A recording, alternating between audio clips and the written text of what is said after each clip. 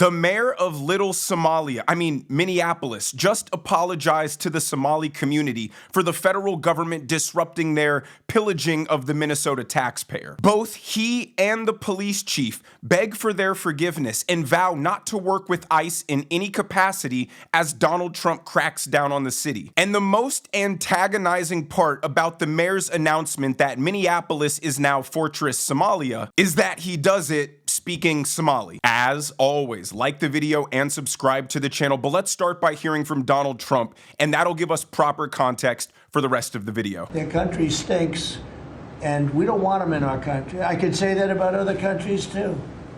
We don't want them to hell. We have to rebuild our country. You know, our country's at a tipping point.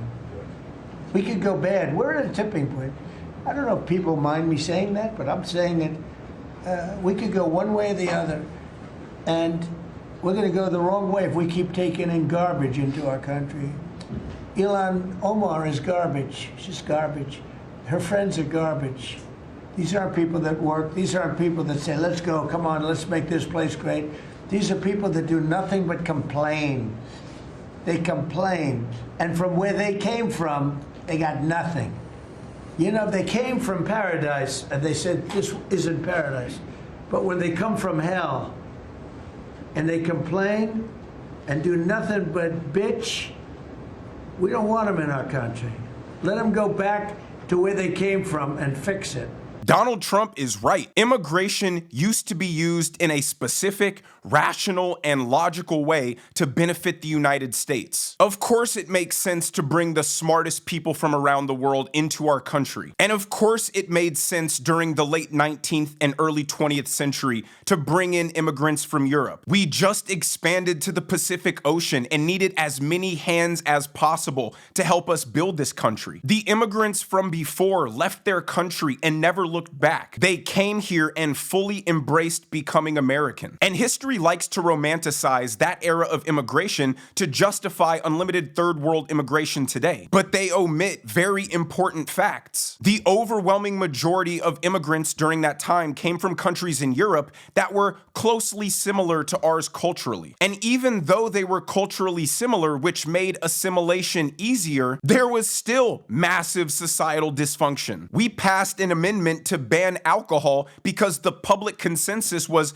Irish immigrants were a bunch of drunks that were ruining the country. The Italian immigrants brought the mafia with them. It wasn't all rainbows and sunshine like the pro-immigrant advocates claim it was. But immigration today is just a way to virtue signal and boast and display our unlimited capacity for compassion, inclusivity, and tolerance. The immigrants from before were expected to be productive, contributing, self-sufficient. There was no government welfare for them to have access to. The immigrants of today come from the most impoverished, culturally backward places, waving their flag, complaining and bashing America at every turn, and require government welfare the day they step into our country and then never get off of it. And that's why you have the mayor of Minneapolis apologizing to Somalis in their own language. To our Somali community.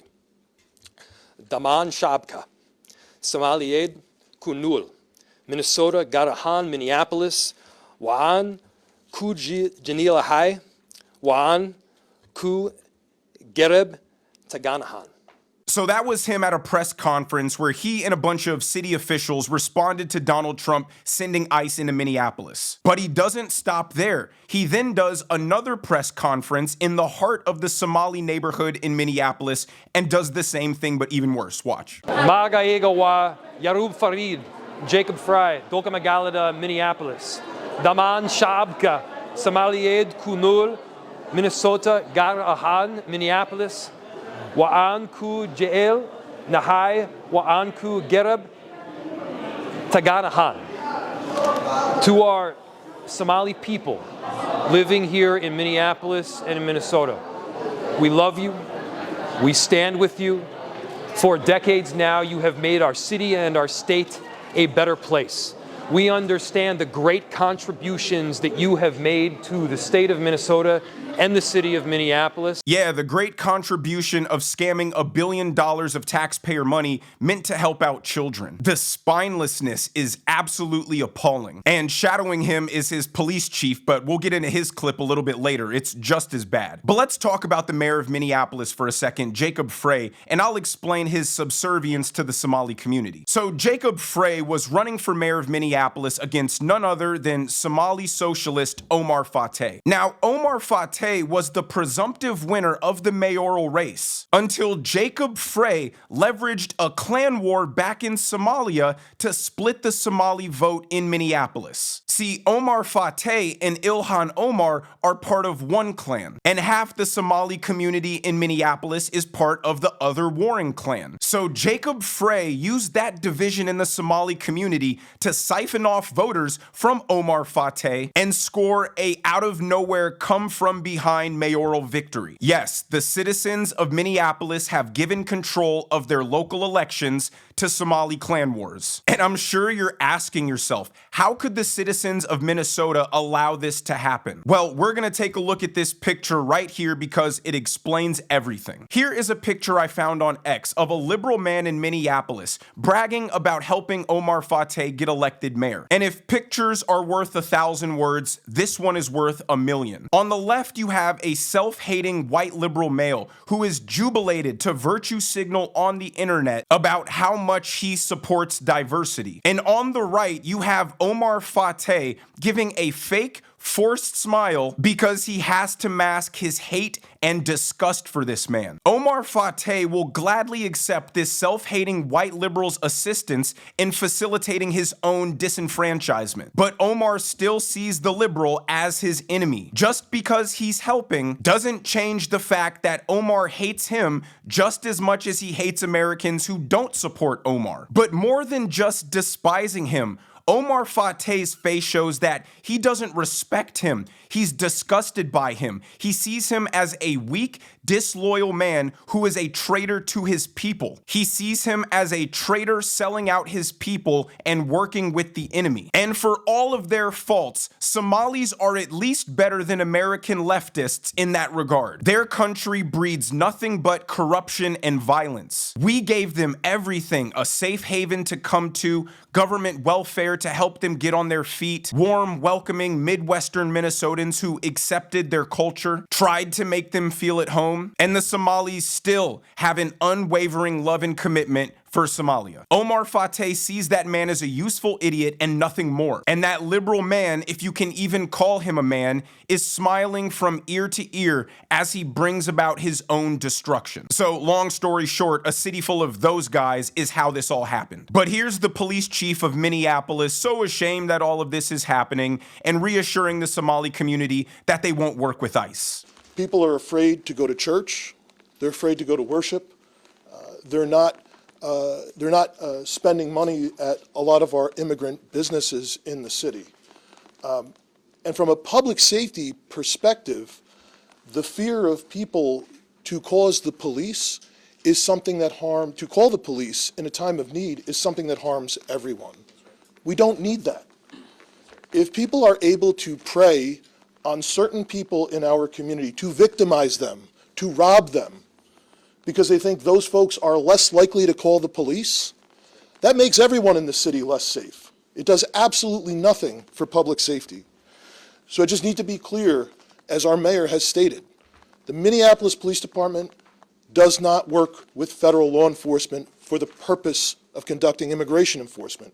We don't provide information to federal immigration authorities. We don't ask people about their immigration status. Like, this man was almost breaking down in tears. I promise you we're not gonna work with ICE. And at the end, he revealed the crux of the problem. They don't report immigration status in crimes. That's why it's so incredibly disingenuous when Democrats claim that illegal immigrants commit crime at a lower rate than Americans. Okay, so if the people from Somalia and the people from Venezuela and the people from Haiti and the people from Mexico all commit crimes at significant significantly lower rates than Americans, why are Somalia, Haiti, Venezuela, and Mexico more violent and crime-ridden than America? And then you have police chiefs like this guy saying they don't even indicate someone's immigration status. And you have states like California that are notorious for not reporting crime data to the FBI. There was a whole congressional hearing with mayors from New York, Chicago, Boston, and Denver, and they all repeatedly said they do not indicate immigration status when it comes to crimes. So they are systematically hiding the truth because the truth would blow up in their face. All of this chaos so pretentious liberals can pat themselves on the back and brag about how they're helping out the poorest in the world. All of this at the expense of the safety and social cohesion of actual American citizens. I mean, you have the mayor of Minneapolis giving public addresses in Somali because he knows he has to assimilate into their way of life or else they'll just install one of their own. If an immigrant chooses to move here, become a citizen, and wants to participate in our civic process, the absolute least they can do is learn our language. But the last clip I'm gonna show you is an absolute banger. Here is the smug and airheaded Abby Phillips on CNN getting destroyed to her face on her own show for downplaying the massive Somali fraud in Minnesota as completely normal. So people who are white are defrauding folks, people who are black are defrauding folks, Americans, Somali Americans. Why is it that suddenly all Somali Americans don't deserve to be here because of individuals who committed crimes? Why not this guy who Trump just let off scot-free? About billions in fraud become a story about Donald Trump. We all agree that the fraud story in Minnesota is bad, and yet the topic we're discussing is not the fraud scandal. It's Donald Trump talking about it. Or the governor who swept it under the rug. This is why he won in 2016, and it's why he won in 2024, because instead of talking about the outrageous situation in which immigrants who were given the greatest privilege on earth, American citizenship, turned around and stole from the American people. Listen, we're talking about how Donald Trump talks about all backgrounds. That is his Hold on, superpower. People of all backgrounds steal and defraud. The mass fleecing of the American people by immigrants is just utterly unacceptable. And it is a unique evil when people have been granted You just said the mass fleecing of the American people by immigrants. Yes. There is mass fleecing of the American people that is happening by Americans every single day. I think most of the fleecing is happening by Americans. Just an absolute sellout. She is trying to gaslight the other woman into thinking she's crazy for being visibly upset about this. Let me be perfectly clear. America has no shortage of homegrown creeps, weirdos, predators, and criminals. So why would we systematically import into our country millions more creeps, weirdos, scammers, and criminals? The reason people get so angry is because every crime committed by an immigrant, especially one illegally present in the country, is completely avoidable. Every time a foreign semi-truck driver crushes a family because they don't know the road signs, that is avoidable. Every time an illegal alien murders an innocent woman, that is completely avoidable. When an entire diaspora systematically steals $1 billion of taxpayer money meant to help out children, that is completely avoidable. We're done being forced to accept an immigration policy that rejects the most productive immigrants because they coincidentally turn out to be from white and Asian countries. Because, oh man, that's racist. So instead, we're forced to accept the importation of millions of third world people who are unproductive, uncivilized, and unintegratable in the name of diversity. America didn't become great because we arbitrarily accepted all kinds of backward cultures into our country. It worked because we allowed people from backwards countries to leave that shit at the door. Embrace our culture, our way of life, our values, become American, learn our language, work hard, build a life for yourself, and help contribute to make this the best place on earth for all of us. But let me know what you guys think down in the comment section below. If you enjoyed the video, make sure you hit that like button. Make sure you subscribe to the channel if you have not already. Turn on those notification bells so you never miss a video. And I will see you guys in the next one.